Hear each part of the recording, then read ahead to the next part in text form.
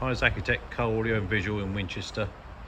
There's a video of an ML having a DMX8021DABS installed.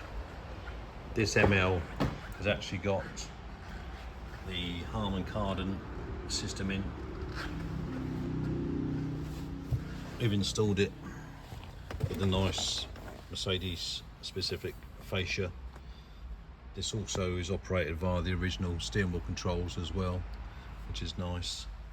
This model's got Apple CarPlay, Android Auto. There we are, DAB. It's also got an option to have a front-facing dash cam and also a rear camera if you wanted to upgrade it. If you'd like to have this done in your ML, please give us a call on 01962 886 900. Thanks for watching.